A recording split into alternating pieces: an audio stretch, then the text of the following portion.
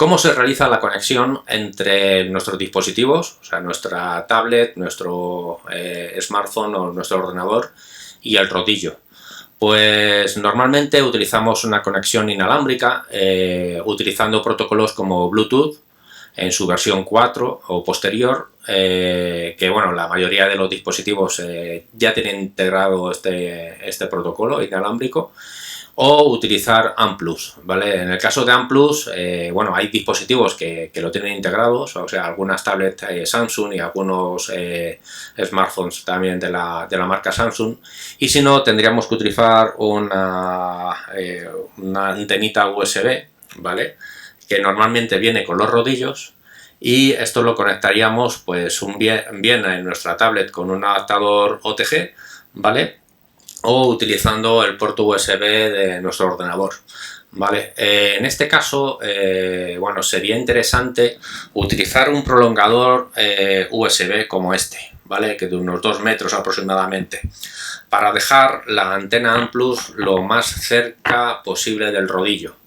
¿Por qué hacemos esto? Pues bueno, actualmente tenemos un montón de dispositivos inalámbricos a nuestro alrededor, o sea, los teléfonos inalámbricos de nuestra casa, los routers wifi de nuestros y de todos nuestros vecinos, y un montón de cosas más, ¿no? Entonces, todo este espectro inalámbrico que tenemos en ondas y demás, pues provocan una serie de interferencias que pueden afectar al funcionamiento correcto de nuestro rodillo, ¿no? Entonces, por ello es el poder prolongar la antena hasta el rodillo para intentar tener la mejor cobertura posible. En el caso de que utilicemos esto, es muy recomendable no dejar la antena en el suelo, porque estaremos perdiendo bastante cobertura. Si acaso pues lo dejamos colgado en algún sitio en el que esté cerca del rodillo. No es la única forma de poder conectar un rodillo a un dispositivo. Últimamente marcas como Cycle, en su modelo el Z-Drive, nos ofrecen la posibilidad de conectar directamente nuestro ordenador o nuestra tablet a través de ese adaptador OTG, ¿vale?, al rodillo, ¿vale? Con esto evitamos todos esos problemas de interferencias que os he comentado antes, y nos quitaremos del medio un montón de quebraderos de cabeza y de disgusto, ¿vale?, cuando estemos encima de nuestro rodillo y veamos que temporalmente pues se ha desconectado, aunque luego vuelva a conectar, pero ese error, ese fallo, ¿vale?, que es totalmente aleatorio y muchas veces lejos de la responsabilidad del fabricante del dispositivo como el desarrollador del simulador o la aplicación que estemos usando, ¿vale?, pues con esto evitaríamos ese tipo de problemas. Otro factor a tener en cuenta cuando vamos a comprarnos un rodillo es el factor de las sensaciones. Quizás no sea algo tan valorado, ¿vale?, pero cuando cambiamos de pedalear en la calle a montar encima de un rodillo, nos damos cuenta de que las sensaciones no son las mismas. Y quizás uno de los valores que más se tienen en cuenta a nivel de sensaciones es la inercia, ¿no? ¿Qué componente del rodillo está estrechamente ligado con esa sensación de inercia? Pues evidentemente el peso del volante de inercia, ¿no? Cuanto más pese un volante de inercia, la pedalada va a ser más fluida, ese punto muerto que tenemos en la pedalada pues vamos a tener en ese momento una sensación más real, ¿vale? Y es algo que deberíamos de tener en cuenta. También porque al pesar más el volante de inercia, evidentemente el conjunto del rodillo pesa más, por lo cual si estás buscando un rodillo ligero porque lo vas a transportar a diario y demás, igual este factor de sensación de inercia no lo valores tanto. Otro factor a tener en cuenta que los fabricantes no ponen en su hoja de características es el tiempo que tarda el rodillo en aplicar las pendientes o los cambios de resistencia cuando, por ejemplo, estamos haciendo un workout utilizando ERG. Lo de ERG ya lo explicaré en otro vídeo, ¿vale?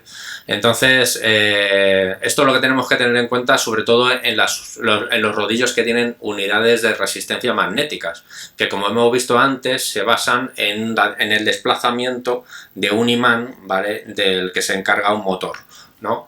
Entonces, ese tiempo que tarda en aplicar la resistencia o esos cambios de pendiente en el simulador, ¿vale?, en algunos rodillos es mayor y en otros menor. ¿Qué ocurre? Pues que quizás estemos cambiando de un 0% a un 6%, hayamos empezado a subir el 6% y todavía no sintamos esa resistencia, ese cambio de resistencia, porque el rodillo ha tardado un tiempo determinado en desplazar esos imanes, ¿no? También nos puede ocurrir al revés, o sea, cuando acaba el 6% y de repente nos viene un menos 5% de pendiente, pues vemos que estamos bajando el menos 5% y no sentimos esa reducción de resistencia, ¿no? Porque el motor todavía no ha llegado a desplazar el imán correctamente, ¿no? Entonces, es otro de los factores a tener en cuenta. No es un factor importante si te adaptas a esto, ¿vale? Pero de cara a tener las sensaciones más reales posibles, pues es un factor que habría que tener en cuenta. En el caso de los rodillos con unidades de resistencia electromagnéticas, este problema no existe. El cambio de resistencia es inmediato, ya que no interviene ningún motor que tenga que desplazar imanes para aplicar la resistencia.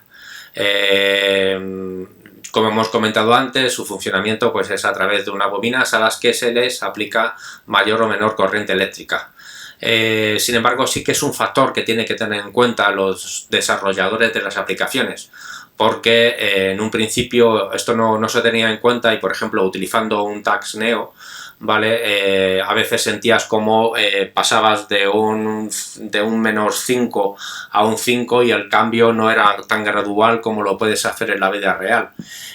Y también al revés, cuando ibas, por ejemplo, subiendo y estabas encima de la bicicleta y estabas subiendo un 12% y de repente venía un menos 5, en el caso del Neo, que no solamente es que te quite la resistencia, sino que te acelera el rodillo, pues tenías la misma sensación de cuando se te parte una cadena encima de la bici, ¿no?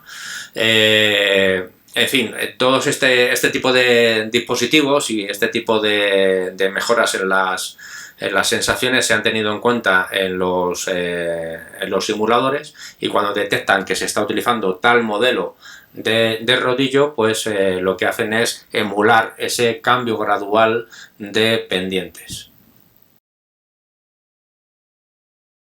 Quizás la sensación más desagradable encima de un rodillo es el ruido que generamos cuando estamos dando pedales.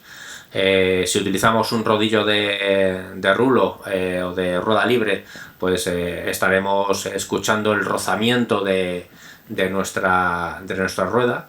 Y si utilizamos un rodillo de tracción directa, pues hay muchos de ellos que utilizan esos engranajes y poleas que os he comentado antes, y eso también genera una serie de ruido. Además, pues los rodillos de tracción directa, pues muchos de ellos llevan carcasas de plástico bastante grandes. Eso pues pueden crear sin querer un efecto de caja acústica, con lo cual cualquier crujido que hay dentro del rodillo, cualquier rozamiento que hay dentro del rodillo se amplifica, ¿vale? Y también es el tema de que, bueno, si estamos utilizando rodillos que tienen un volante de inercia pesado, pues todo eso genera una serie de vibraciones. Los ventiladores, por ejemplo, los que van integrados también en el propio volante de inercia, también generan ruido y generan vibraciones, ¿no? Entonces es un dato que sí que ofrecen la mayoría de los fabricantes en decibelios en su hoja de características, y es algo que debemos de tener en cuenta. ¿Cómo podemos mitigar el ruido y las vibraciones? Pues podemos usar pues la típica alfombrilla que también protege el suelo de nuestro sudor y demás, ¿vale? Pero si estamos buscando un rodillo silencioso, ¿vale? Quizás deberíamos de fijarnos sobre todo en los rodillos que tienen unidades de resistencia electromagnéticas, ya que no va a existir ¿vale? Quizás ese tipo de rozamientos que se producen en otro tipo de unidades de resistencia. Bueno, y después de contaros todo esto, ahora la pregunta, ¿qué rodillo me compro? Pues a ver, primero, todos tenemos un presupuesto. No es lo mismo gastarnos 350 euros o 400 euros en un rodillo que gastarnos 1200 o 1500. Depende muy mucho de qué uso le vayas a dar al rodillo, ¿vale? O sea, si el rodillo lo vas a usar simplemente para esos días que no vas a salir a la calle y quieres quedarte en casa a entrenar y pasar un buen rato, pues quizás ese uso esporádico pues necesite un rodillo de una gama baja, que quizás los datos de los vatios no los dé muy exactamente, y bueno, y dependiendo en qué horario vayas a hacer rodillo, pues no puedas molestar mucho a los que estén alrededor o los que estén debajo de ti. Y bueno, pues en ese caso un rodillo de rulo como un Cycle Pro o algo así, pues podría valer. En el caso de que estemos buscando algo más silencioso, ¿vale? Y también algo más exacto y que tenga mejores sensaciones de pedaleo, podríamos irnos a un rodillo de tracción directa. ¿Vale? Quizás ahí, pues bueno, creo que hay un montón de marcas. Quizás las más conocidas sean Tacx, Elite, Wahoo.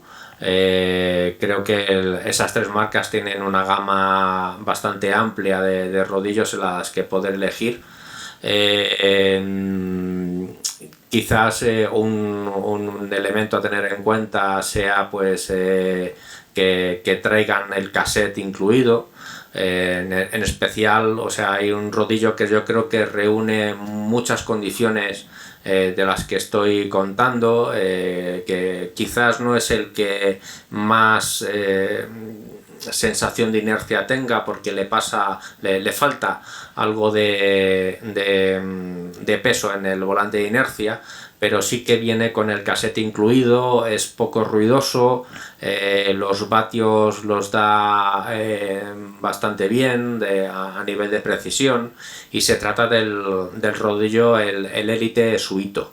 ¿Vale? Es un rodillo que creo que se puede encontrar en el mercado por unos 600-700 euros como mucho. No sé si ahora mismo podréis encontrarlo fácilmente, porque ya sabéis que todo lo que esté relacionado con el mundo del ciclismo pues es difícil de conseguir, pero lo he probado, la verdad que me sorprendió mucho. Creía que iba a tener peores sensaciones con ese rodillo, y la verdad que en esa gama de producto es un rodillo que puede ser un rodillo de referencia. Hay otros rodillos que son bastante interesantes, no sé ahora mismo en cuánto estarán. Por ejemplo, el rodillo de Cycle, el Z-Drive, quizás, o sea, yo la última versión de ese rodillo todavía no la he probado, pero es un rodillo que está bastante bien pensado. Una de las mejores cosas que tiene ese rodillo, y yo creo que le diferencia con el resto, es la posibilidad de conectarlo directamente a tu ordenador o a tu tablet, con lo cual todo el tema de interferencias y demás no lo vas a tener. O sea, no vas a tener ninguna caída porque se haya conectado el rodillo, como ocurre con las conexiones inalámbricas, ¿no?